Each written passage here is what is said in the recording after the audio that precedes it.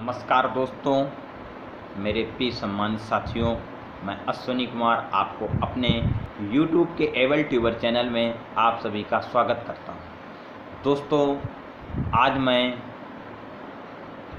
एक ऐसी जानकारी लेकर आया हूं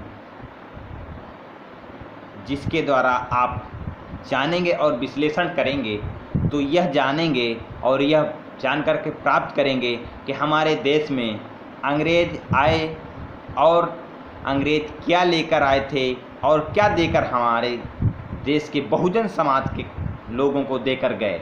बहुजन समाज वही समाज है जो वर्ण व्यवस्था में शूद्र समाज था। वर्तमान में ओबीसी, एससी, एसटी माइनॉरिटी के लोग ही बहुजन समाज के लोग। तो यह सभी लोग जानते हैं कि अंग्रेज भारत देश में आए, अंग्रेज़ों ने भारत को लूटा घसीटा, उसके बाद बहुत अत्याचार भी किया और इस आज़ादी को पाने के लिए हमारे बहुत सारे वीर जवानों ने अपने जानों की आहुति दी, जान की कुर्बानी दी, तब जाकर के हमको यह आज़ादी प्राप्त हुई। लेकिन उसके साथ साथ यह भी जानना बहुत ज़रूरी है कि आखिर अंग्रेज़ हमारे देश में आए और बहुजन समाज के लोगों को अंग्रेज़ों ने क्या दिया, जिसका उस सामाजिक व्यवस्था में क्या प्रभाव पड़ा। क्योंकि अंग्रेज़ों ने देश को जिस प्रकार से गुलाम बना करके रखा था, किंतु उन्होंने बहुत कुछ भारतीयों को और भारतीय बहुजन समाज को दिया जो कि शायद वो ना आते तो शायद आपको नहीं प्राप्त होता। इसी कड़ी में मैं आपके सामने कुछ बातें प्रस्तुत करूंगा और यह वीडियो उन लोगों के लिए भी बहुत जानना ज़रूरी है, विश्लेषण करना ज़रूरी है कि जो लोग धर्म की राजनीति और धर्म की ठेकेदारी की राजनीति करते हैं और भारत को हिंदू राष्ट्र के प्रति प्रेरित करते हैं, हिंदू समाज के प्रति प्रेरित करते हैं, तो उन लोगों की यह भी जानने की ज़रूरत है कि क्या हिंदू राष्ट्र बनाने के लिए या यही हिंदू समाज स्थापित करने के लिए यह इतनी बड़ी लड़ाई लड़ी जा रही है, सांप्रदायिक लड़ाई लड़ी जा रही है, जो कि अंग्रेज़ों ने दुष्प्रभावों को इस समाज से हटाया। क्योंकि अगर आप वास्तविक हिंदू बनना चाहते हैं तो क्या कुप्रथाएं थी सामाजिक व्यवस्था में, आप जानेंगे, जिसका उन्होंने इस धर्म के विरोध में कानूनी तौर पर अधिकार दिए बहुजन समाज के लोगों को। तो सबसे पहले मैं बताऊंगा कि अंग्रेज़ों ने बहुजन समाज के लोगों को क्या दिया। सबसे पहला जो व्यवस्था अंग्रेज़ों ने 1795 के अधिनियम नंबर 11 बना करके शूद्रों संपत्ति रखने का अधिकार दिया। इसके पहले जो शूद्र समाज था, बहुजन समाज था, उसको संपत्ति अर्जित करने का और संपत्ति रखने का अधिकार नहीं था। लेकिन अधिनियम नंबर 11 के अनुसार अंग्रेज़ों ने बहुजन समाज के लोगों को संपत्ति रखने का अधिकार दिया। नंबर 2, 1773 रेगुलेटिंग एक्ट बना करके न्यायालय में समानता की व्यवस्था स्थापित की। इसके पहले हमारे भारत देश में किसी को भी समानता के अनुसार से नियम कानून नहीं था कि कुछ भी अप्रकृत्य करे, कोई भी अपराध करे, उसको समानता से दंड देने का प्रावधान नहीं था। वह वर्ण व्यवस्था के अनुसार था, जिसमें सामंतवादी लोगों को कोई भी दंड देने का अधिकार नहीं था, यानी उनको कोई भी दंड प्राप्त नहीं होता था। सिर्फ शूद्र समाज, बहुजन समाज को दंड देने का प्रावधान था।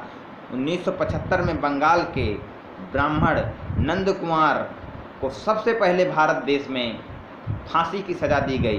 तभी से आज तक सभी को समानता का न्यायालय के द्वारा अधिकार प्राप्त हुआ और दंड प्रक्रिया की संहिता लागू हुई। नंबर 3, 1804 में अधिनियम नंबर 3 बना करके कन्या हत्या पर रोक लगाई अंग्रेज़ों ने।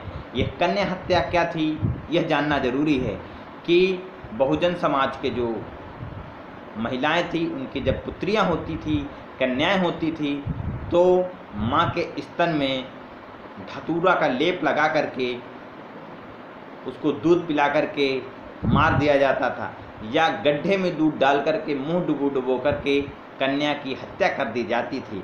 उन्होंने इस पर कानूनी तौर से रोक लगाई। सुधार नंबर 4, 1813 में सभी को समान शिक्षा देने का अधिकार प्राप्त हुआ, यानी 1813 के पूर्व में किस वर्ण व्यवस्था के अनुसार बहुजन समाज, शूद्र समाज को शिक्षा का अधिकार नहीं था। लेकिन 1813 के अधिनियम नंबर 3 के यह प्रावधान किया गया कि भारत में सभी को समान शिक्षा प्राप्त होगी, कोई भी सामाजिक भेदभाव नहीं रहेगा।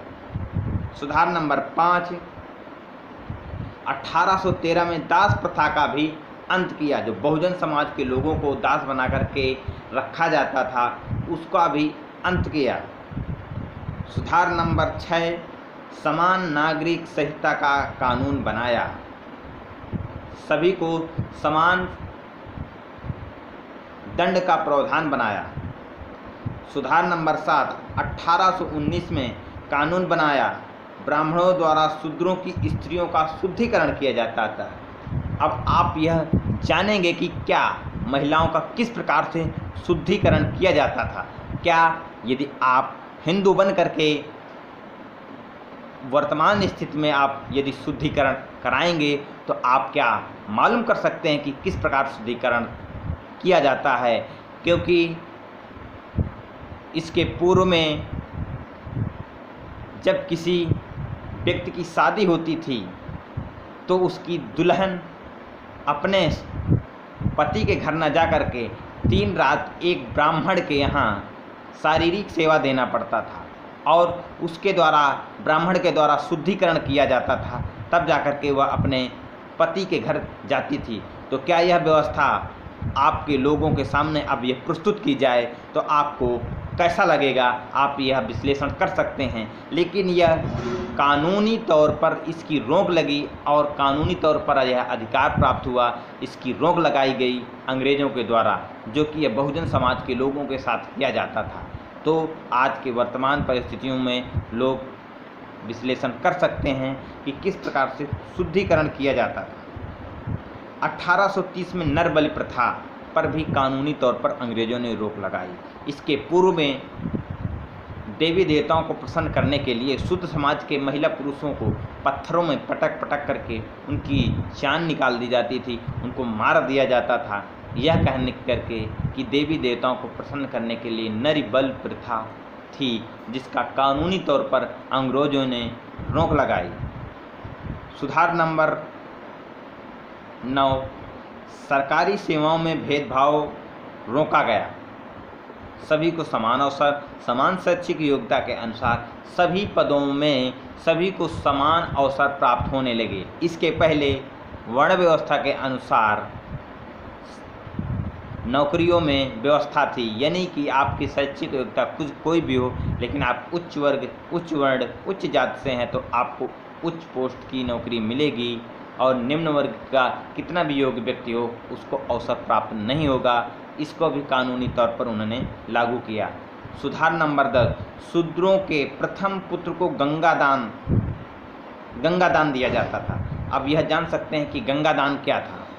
गंगादान यह था कि शूद्रों के जन्मा प्रथम लड़के को गंगा में जिंदा डाल दिया जाता था, जिसको गंगा पुत्र कहा, गंगादान के नाम से जाना जाता था। सुधार नंबर 11, शिक्षा का कानूनी अधिकार बनाया गया और सभी को उच्च शिक्षा और अंग्रेजी शिक्षा का माध्यम दिया गया। सुधार नंबर 12, 1835 में कुर्सी में बैठने का समान अधिकार प्राप्त हुआ। तो यह अधिकार हमारे देश में बहुजन समाज के लोगों को जो प्राप्त हुए वह अंग्रेज़ों को द्वारा प्राप्त हुए। तो आप यह समझ सकते हैं कि अंग्रेज़ हमारे देश में आए, गुलाम बनाया, लेकिन हमारे बहुजन समाज के लोगों को आखिर अंग्रेज़ों ने क्या दिया और जो प्राप्त किया, आज आप समाज में उसको किस प्रकार से देख रहे हैं और किस प्रकार से गौरव महसूस कर रहे हैं, किस प्रकार से आप अपना सामाजिक जीवन जी रहे हैं, इस बात को आप अंदाज़ा लगा सकते हैं। तो आज के मेरे इस वीडियो में इतनी जानकारी, और मैं आशा करता हूं कि आपको मेरे द्वारा दी हुई जानकारी अच्छी लगी होगी, और अच्छी लगी है तो मेरे चैनल को सब्सक्राइब करें, वीडियो को अधिक से अधिक बहुजन समाज के लोगों के साथ साथ तमाम उन लोगों को, बुद्धिजीवी प्राणियों लोगों तक पहुंचाएं कि अंग्रेज़ों ने क्या दिया और किस प्रकार से सामाजिक अवसर, सामाजिक समानता की स्थापना की। तो दोस्तों धन्यवाद। नमो बुद्धाय। जय भीम, जय भारत, जय संविधान, जय विज्ञान।